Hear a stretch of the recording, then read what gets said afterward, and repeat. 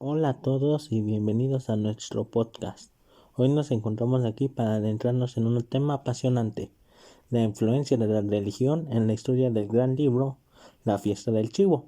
Como sabemos, esta novela escrita por Mario Vargas Llosa nos sumerge en la República Dominicana y en los acontecimientos que rodearon la dictadura del tirano Rafael Leónidas Trujillo. Exacto, Hugo. Y en este contexto histórico, la religión desempeñó un papel fundamental, ya que Trujillo era un hombre que utilizaba la iglesia como una herramienta para mantener su poder absoluto sobre el país. Y es que la relación entre el dictador y la Iglesia Católica era sumamente estrecha. Trujillo se autodenominaba el benefactor y no dudaba en utilizar la religión como un instrumento para justificar su gobierno autoritario. Además, Trujillo fomentaba un culto a su personalidad, llegando incluso a ser comparado con Jesucristo. Utilizaba la imagen de sí mismo como un líder mesiánico y se rodeaba de una aura divina. Sin duda, la religión se convirtió en una forma de control social. Los ciudadanos dominicanos eran manipulados a través del temor religioso y la propaganda que Trujillo difundía a través de la iglesia. En la novela de Vargas Llosa vemos cómo la religión se entrelaza con los personajes y sus experiencias. ¿Qué opinan de la representación de la figura del sacerdote en la fiesta del chivo, compañeros? El sacerdote en la novela, el padre de Agustín Cabral, simboliza la lucha interna entre la fe y el poder. A pesar de ser un hombre de la iglesia, se enfrenta a las injusticias del régimen y se convierte así en un opositor, pero silencioso. Es interesante cómo Vargas Llosa muestra esa tensión entre la obediencia religiosa y el deber moral. El sacerdote tiene un papel clave en la trama al convertirse en un confidente de Urania Cabral, uno de los personajes principales. Por otro lado, la figura de Urania Cabral también está fuertemente influenciada por la religión. Su padre, Agustín Cabral, fue un alto funcionario del régimen, y ella se siente atormentada por su conexión con un hombre responsable de tantos horrores.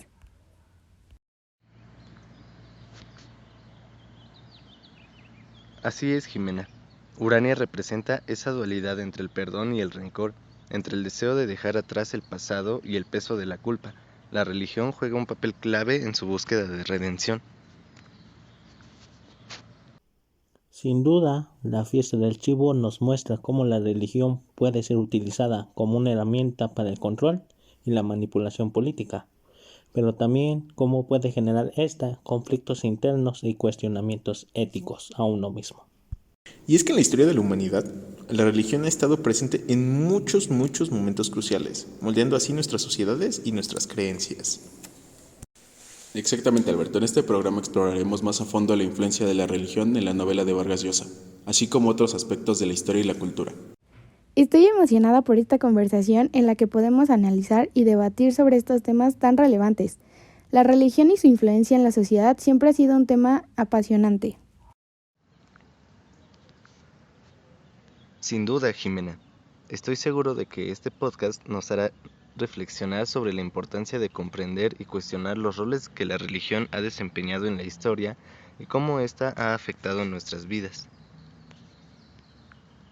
Excelente, amigo Tona. Así que sin más preámbulos, comencemos este viaje fascinante por la influencia religiosa en la fiesta del chivo. Bienvenidos a todos y disfruten del podcast.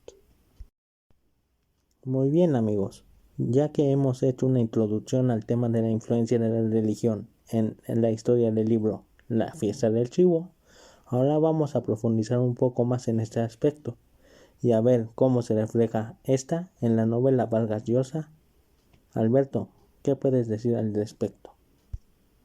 Gracias, Hugo. Pues bien, creo que una forma de ver cómo se refleja la relación entre Trujillo y la iglesia en la novela es analizar el uso que hace el autor de algunos símbolos religiosos, como por ejemplo el título mismo de la obra, La fiesta del chivo, que hace referencia a una celebración pagana que se realizaba en honor al dios Pan, el dios de los pastores y los rebaños, pero también de la lujuria y el desenfreno. Interesante, Alberto. ¿Y qué relación tiene eso con Trujillo? Pues que Trujillo era conocido por su apetito sexual insaciable y por su afición a las mujeres jóvenes y vírgenes. De hecho, en la novela se cuenta cómo el dictador violó a varias muchachas, entre ellas a Urania Cabral, la protagonista. Así el autor nos muestra cómo Trujillo se comportaba como un dios pagano que se aprovechaba de su poder para satisfacer sus deseos más bajos y ruines. Es cierto, Alberto. Y también hay que destacar cómo el autor contrasta esta imagen de Trujillo con la de Jesucristo. En la novela se menciona varias veces cómo el dictador se comparaba con Jesús y cómo pretendía ser adorado por el pueblo como un salvador. Incluso llegó a construir una estatua gigante de sí mismo junto a una cruz en la cima de una montaña.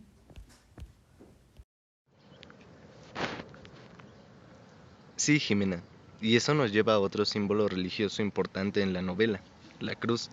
La cruz representa el sacrificio y el sufrimiento de Jesús por la humanidad, pero también su resurrección y su triunfo sobre la muerte. En la novela, la cruz tiene un doble significado. Por un lado, es el símbolo del dominio de Trujillo sobre el país. Por el otro lado, es el símbolo de la esperanza y la liberación de los dominicanos. Wow, muy bien explicado, Tona. Y es que la cruz es el lugar donde se produce el asesinato de Trujillo, el momento culminante de la novela. Los conspiradores esperan al dictador en una curva cerca de una cruz y le disparan cuando pasa su coche.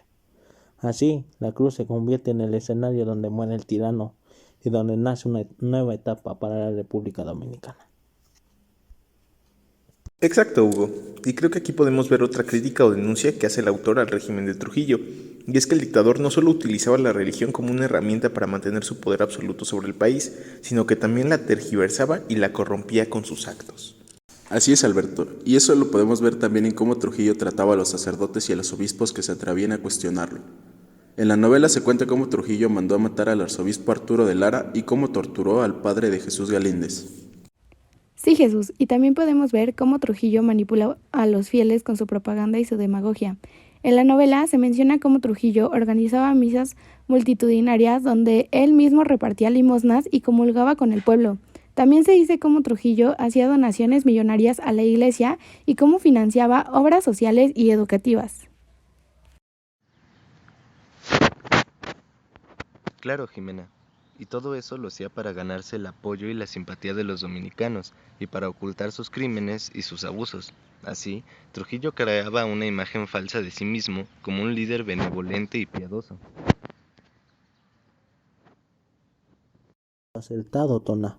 Creo que hemos visto cómo Vargas Llosa nos muestra en su novela la influencia de la religión en la historia del libro La fiesta del chivo, y cómo hace una crítica al régimen de Trujillo, por su uso perverso de la religión como una forma de control social.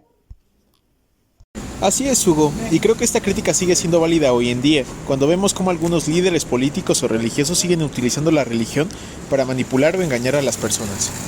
Totalmente de acuerdo, Alberto, y creo que por eso esta novela sigue siendo tan actual y necesaria. Y yo también lo creo así, Jesús.